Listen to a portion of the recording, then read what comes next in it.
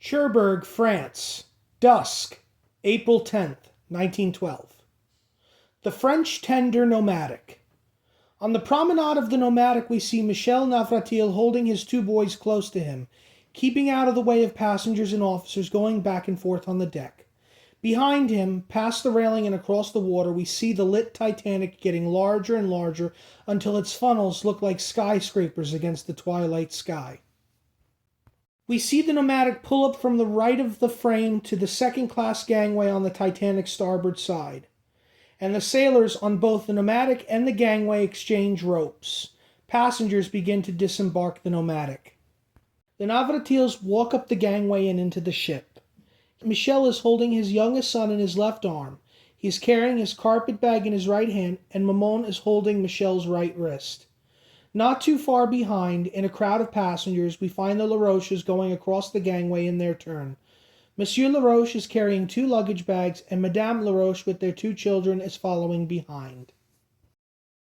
Monsieur Navratil's cabin. The cabin door opens, and Michel and his two boys come in. Cabin is elegantly simple. The room has a vent, a little fan, white painted paneling, and a small couch. Above the couch hangs a cozy wood bunk. There are two more wood bunks on the other side, and on the back wall in the center is a water tank which leads down to a valve, and when the valve is turned it pours fresh water below into a clean porcelain basin. Michel settles in and then goes to the door and peeks back out into the corridor. Maman. Papa, I'm hungry. Don't worry, Maman. We'll get some food soon. Michel's clearly nervous, and Maman notices. Papa, is everything okay? I'm scared. He kneels down to Maman. Of course everything's okay. Don't be scared. I would never let anything happen to you. Now let's see a smile. Maman smiles. Michel gives Maman a hug, and then returns back to the door. The first-class dining room, Titanic. It is the first dinner of the voyage, so no one is dressed in evening attire. Francis Browne is seated at one of the dining room tables, and a couple sits across from him. So, what is it you do, Mr. Browne? I'm on leave from the seminary. Are you studying to be a minister? A priest. How wonderful! Marianne and I are Presbyterian, but it doesn't matter the denomination.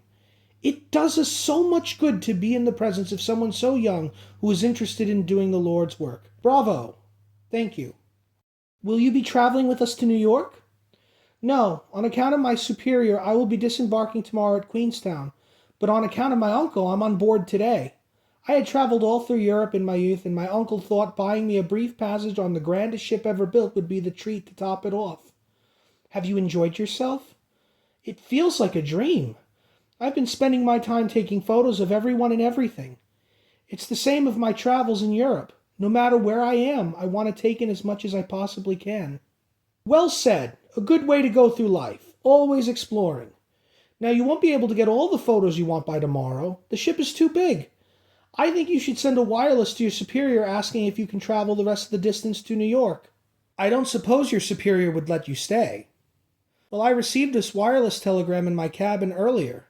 It read, "Get off that ship." Your superior is definitely direct. Indeed. So I will be disembarking in Queenstown. Well, parting is such sweet sorrow. It's been a pleasure knowing you, Deacon Browne. Godspeed. Thank you, sir. The following morning, Francis Browne is with his camera in the Titanic's gymnasium. He sees gym instructor T.W. Macaulay showing passengers all the exercise equipment around them. The gym instructor gets onto one of the exercise devices, a rowing machine. Francis takes a picture. Flash! On the stern first-class deck, we see Francis take a photo of Ida and Isidore Strauss as they're taking a stroll along the promenade. Flash! Queenstown, Ireland, April 11th, 1912.